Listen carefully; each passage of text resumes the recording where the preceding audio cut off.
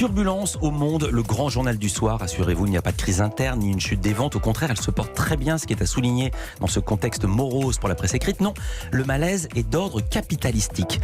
Dans une tribune signée hier par plus de 460 membres de la rédaction, autant dire la totalité, les journalistes interpellent leur nouvel actionnaire tchèque, Daniel Křetínský, en le sommant de garantir l'indépendance du titre.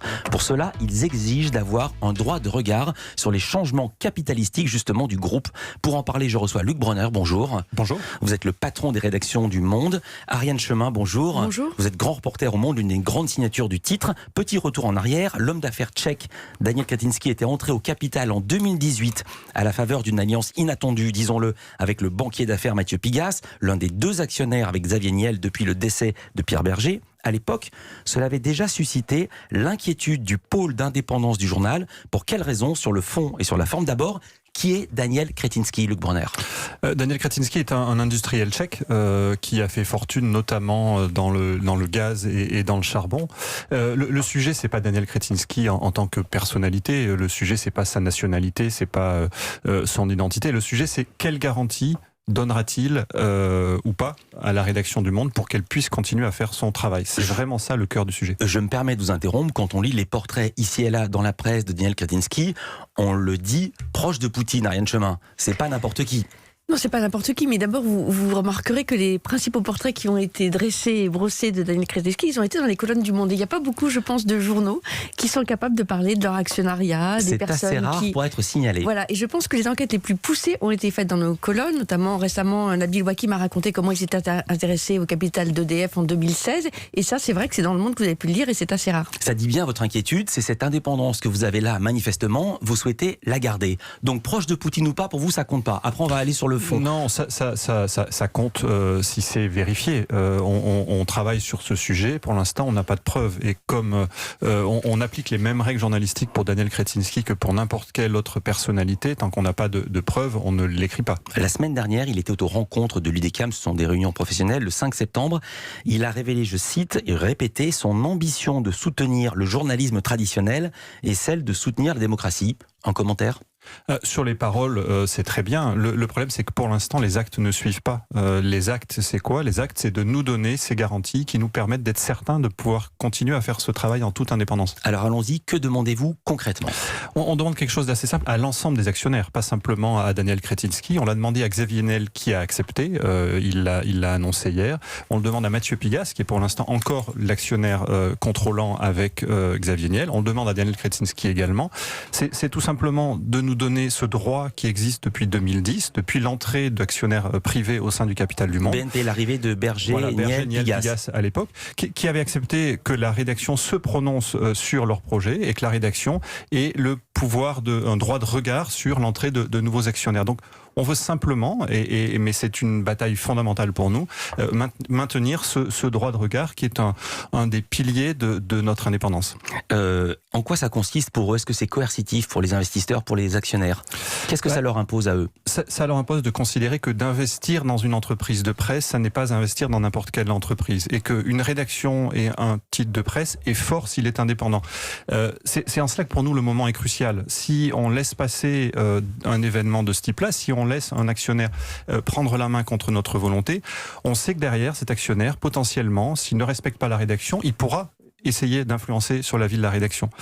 Et c'est là un point très important. Depuis 2010, depuis que Niel, Pigas et Berger ont investi dans le Monde, ils ont respecté le pacte initial qui comportait 2 points, notre indépendance complète et le fait d'investir dans la rédaction. Quel est l'état d'esprit, Ariane Chemin, au sein de la rédaction? Est-ce que vous criez avant d'avoir mal ou est-ce que vous estimez sincèrement, honnêtement, l'indépendance du journal menacée?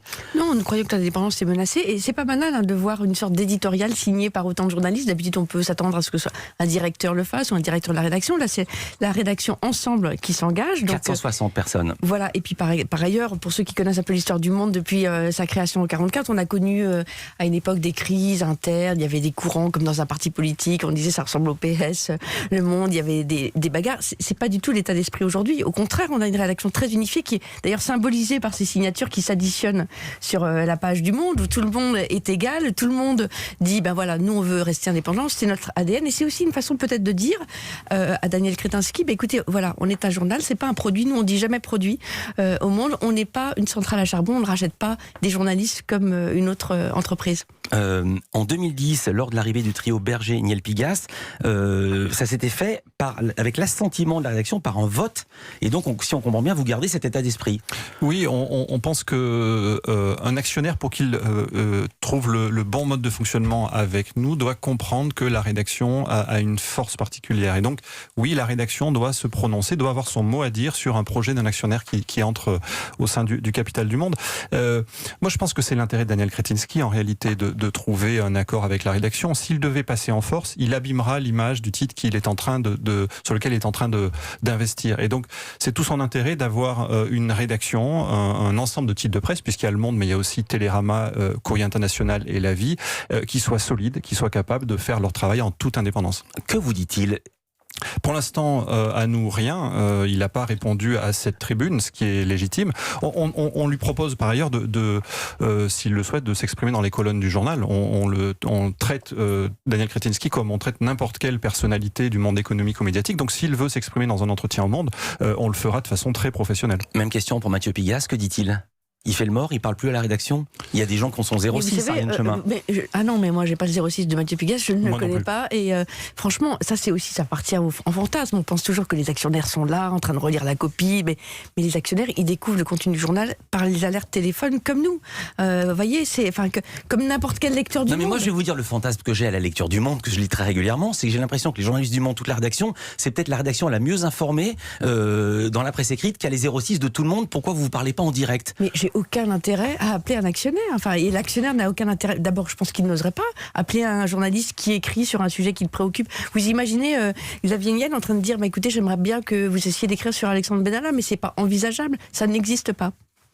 C'est un exemple. Xavier Niel a appris, comme Mathieu Pigas, les informations qu'on sortait sur Benalla sur son téléphone portable. On l'a absolument prévenu en amont. Et donc, cette digue qui a été mise en place dès le début, d'aucun contact direct entre les actionnaires et les journalistes, elle tient très bien. La digue tient pour combien de temps ? On vous le dira.